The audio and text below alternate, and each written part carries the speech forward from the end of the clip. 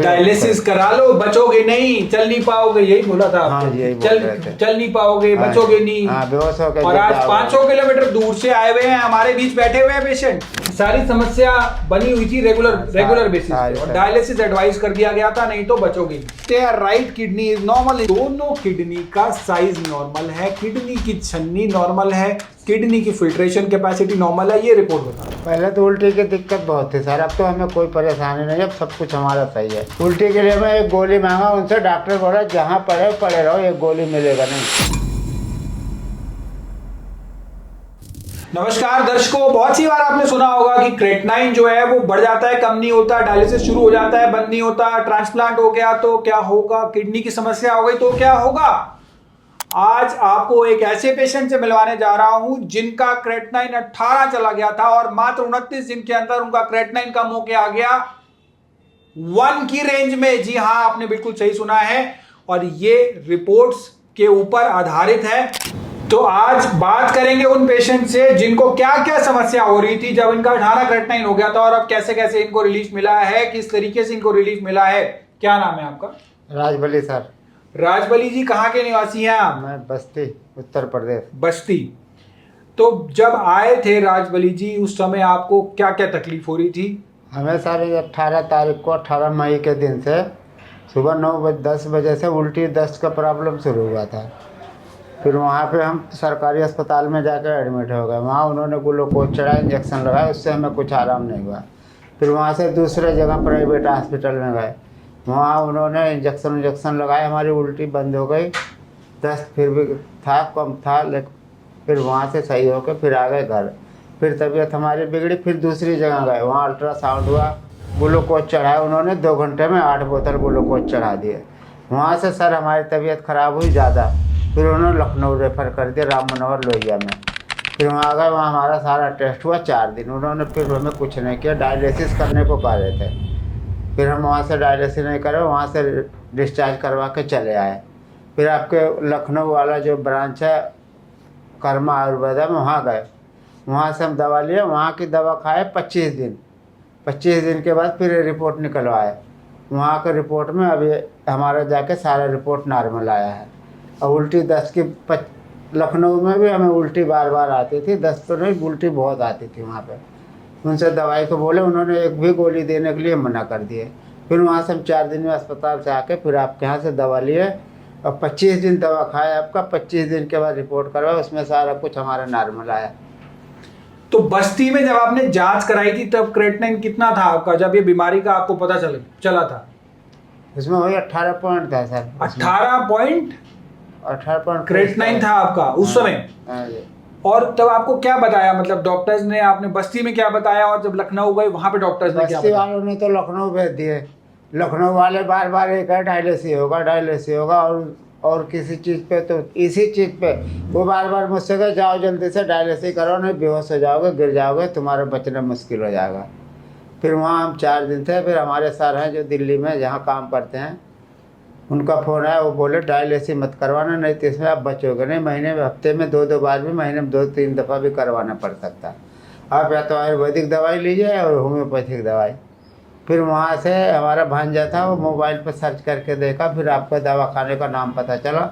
फिर वहाँ से जाके वहाँ से दवाई ली, वो दवा खाए 25 दिन के बाद फिर रिपोर्ट करवाया, हमारा सारा रिपोर्ट अब नॉर्मल आया।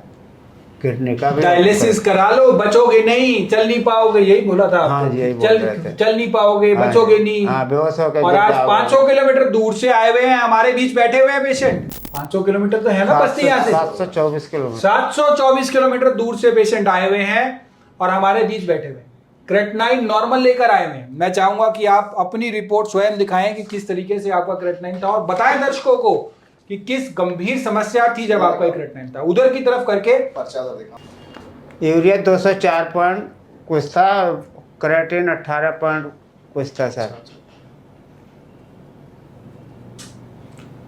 18 क्रेटनाइन था और यूरिया भयंकर तरीके से बढ़ा हुआ था। उल्टी हो रही थी उस समय आपको? उल्टी बहुत हो रहा था सर, सूजन भी हो रही थी? हाँ, ग्लूकोज चढ़ने से पूरे शरीर में सूजन आ गई थी, किडनी की काम नहीं कर रही थी, स्वेलिंग बहुत ज्यादा थी, साथ साथ वॉमिटिंग भी हो रही थी। हाँ। ये सारी समस्या बनी हुई थी रेगुलर बेसिस पे, और डायलिसिस एडवाइस कर दिया गया था, नहीं तो बचोगे नहीं, यही बोल गया। हाँ जी, यही बोला। डायलिसिस कराया? डायलिसिस नहीं कराया। बचे ही नहीं बचे? हाँ जी। डायलिसिस नहीं कराया और बचे? हाँ जी बचे। डायलिसिस नहीं कराया ना और बचे?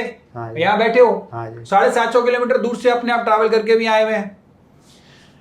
दूसरी जांच इन्होंने कराई जिसके अंदर इनका क्रेटनाइन जो हुआ वो नॉर्मल हो गया, और वो नॉर्मल होके 1 पॉइंट की रेंज में आ चुका है।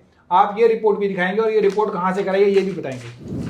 हाँ बताइए, इसमें कितना आपका, ये रिपोर्ट कहां से कराई है आपने? ये बस्ती से कराया सर। बस्ती से कराई है ये रिपोर्ट। इसमें क्रेटनाइन आप देख सकते हैं 1 की रेंज में आ चुका है, 1 की रेंज में आ गया क्रेटनाइन। डॉक्टर को दिखाया, डॉक्टर ने क्या बताया लखनऊ में आपको? लखनऊ में नहीं दिखाया, हम वहाँ से करवा के सीधे यहाँ आ गए, आपके दवा यहाँ पे आए तो वहाँ से। किसी भी विश्व के एलोपैथिक डॉक्टर को दिखाया आपने ये रिपोर्ट? नहीं, नहीं, किसी वहाँ जो डॉक्टर हमारे रिपोर्ट निकाले थे वो वही देखे थे, और किसी कह रहे थे कि ठीक है पहले से कोई दिक्कत नहीं, जितना था लखनऊ भेजे, नॉर्मल हो चुका है अभी। लखनऊ भेजे थे वहाँ बहुत मायने रखता है कि 18 से एक आना बहुत बड़ी बात होती है 1 महीने के अंदर। ये आप देख सकते हैं, मैं रिपोर्ट्स को एक्सप्लेन कर देता हूँ। राजबली पेशेंट का नाम है, 1 जून 2024 की रिपोर्ट है, 204 यूरिया है, 18.66 क्रेटनाइन लेवल है, और 29 दिन के बाद, ठीक 29 दिन के बाद दोबारा जांच कराई है जो इनके पास है ये रिपोर्ट कहां? बस्ती से कराई है, ये लखनऊ से कराई है। RML हॉस्पिटल लखनऊ में बहुत बड़ा हॉस्पिटल है और बहुत नामी हॉस्पिटल है, ठीक कह रहा हूं? बिल्कुल। और उसके बाद आपने ये रिपोर्ट कराई दोबारा से, इसकी क्रेटनाइन आ गया 1 की रेंज में। और ये रिपोर्ट कब कराई आपने? 30/6/2024 राजबली, और ये कराई 1/6/2024, 29 दिन के अंतराल में क्रेटनाइन नॉर्मल हो गया। सही बताया? हाँ, यही हुआ है। हाँ, इसको चेक करने के लिए आपने और क्या करा? एक अल्ट्रासाउंड कराया। अल्ट्रासाउंड में क्या आया? उसमें नॉर्मल ही है, बिल्कुल नॉर्मल आई किडनी। क्या बताया अल्ट्रासाउंड वाले डॉक्टर ने? जिन्होंने देखा उन्होंने कहा बाकी कोई दिक्कत नहीं है, आपकी जो भी चीजें, आपकी जो पहले से रिपोर्ट उससे बेटर रिपोर्ट आपकी नॉर्मल है, आपकी जो किडनी है दोनों बिल्कुल ठीक है, उनमें कोई दिक्कत नहीं है। एक बार दोबारा बताइए, थोड़ा दर्शक समझ पाए क्या बताया अल्ट्रासाउंड वाले डॉक्टर ने जब 18 से 1 आया?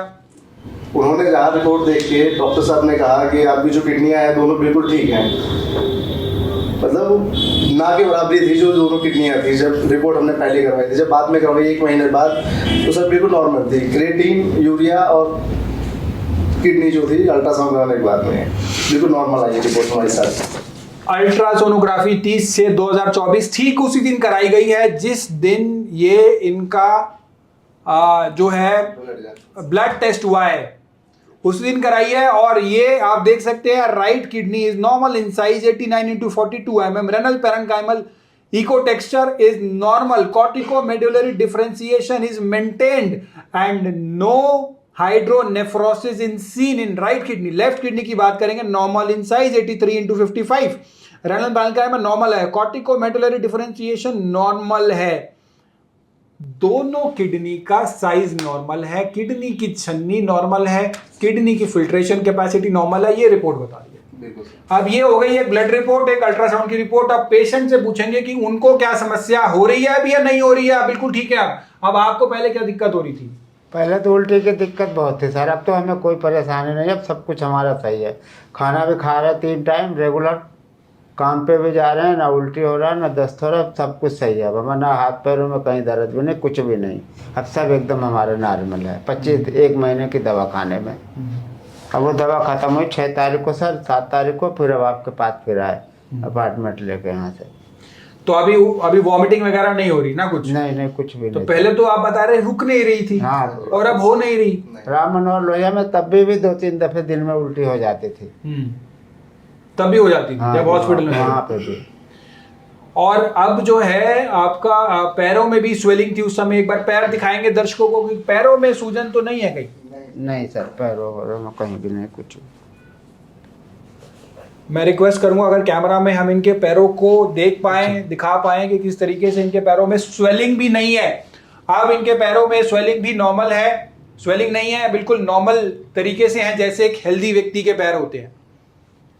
तो काफी अच्छा हुआ, ये तीनों चीजों में सबसाइड हुआ। और अब आप काम पे भी जा पा रहे हैं? हाँ जी, काम पे जा रहे हैं सर। अच्छा, वो भी साइकिल से जाते हैं। साइकिल से काम पे जा रहे हो, बहुत अच्छी बात है कि आप साइकिल भी चला रहे हो और काम भी कर रहे हो। चलिए, बहुत अच्छा लगा सुनकर कि आपने इस गंभीर समस्या को मात दी। ये समस्या जब शरीर में घर बना लेती है तो उसको निकालना बड़ा मुश्किल होता है।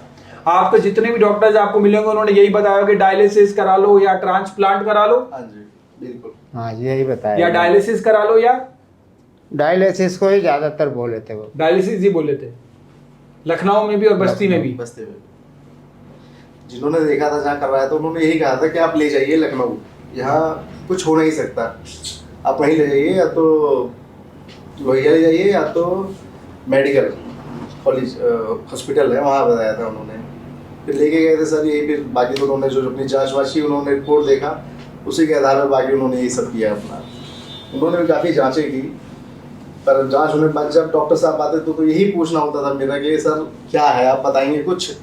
तो कहते थे कुछ नहीं सर, आपकी खाली डायलिसिस ही होनी है जो होनी है, पर होगी जब बेड आपको प्राइवेट कर दिया जाएगा तब सर। पर बेड मिलता ही नहीं था, 4-5 साल सर ऐसे पेशेंट पड़े रहते थे वहाँ पे इमरजेंसी में। हमारे देश की एक समस्या और है, यहाँ पे हॉस्पिटल कम है, बेड्स कम है, और दुनिया भर की चीज़ें जो हैं वो एक पेशेंट को जूझनी पड़ती हैं तब जाके उसका इलाज मिल पाता। और इलाज भी आपको मिलता तो डायलिसिस मिलता या ट्रांसप्लांट मिलता। बिल्कुल स्ट्रेचर पे डाल के सर जी ऐसे डाल दिया था हमें गैलरी में, वहीं पड़े रहो सारा दिन, वहीं दिन और रात वहीं पर। दिन में कोई नहीं पूछते थे, रात को जब 11 बज जाए तो बीपी शुगर चेक कर लेते थे, तो और फिर 4 बजे, और सुबह का के 4 सिरिंज ब्लड रोज निकाल के लेके चले जाते थे, और कुछ नहीं किए उन्होंने लखनऊ में। तो स्ट्रेचर पे आप कितने दिन लेटे रहे लखनऊ में? 4 दिन थे। 4 दिन आप स्ट्रेचर पे रहे और बीपी और शुगर चेक हो रहा था और कुछ नहीं हो रहा था। क्रेटनाइन आपका 18 था। हाँ, उल्टी के लिए मैं एक गोली मांगा उनसे, डॉक्टर बोला जहाँ पड़े रहो, एक गोली मिलेगा नहीं, जब बेड पे जाओगे वार्ड में तब जाके दवा मिलेगा, नहीं कुछ नहीं मिलेगा आपको। फिर वहाँ से हम चौथे दिन निकल चले आए, फिर वहाँ से जाके दवाई लिया आपके उससे ब्रांच से, फिर वहाँ से चले आए घर लेके।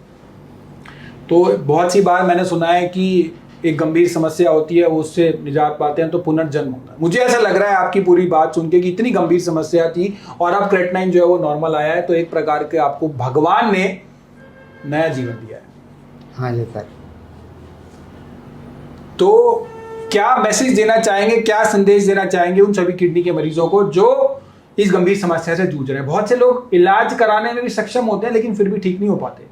लेकिन ये एक दुर्भाग्य रहा कि आपको इलाज भी सही समय पे नहीं मिल पाया। इलाज कराने के नाम पे भी आपको डायलिसिस से मिलता है, ट्रांसप्लांट ही मिलता है। तो क्या संदेश रहेगा उन सभी पेशेंट्स के लिए?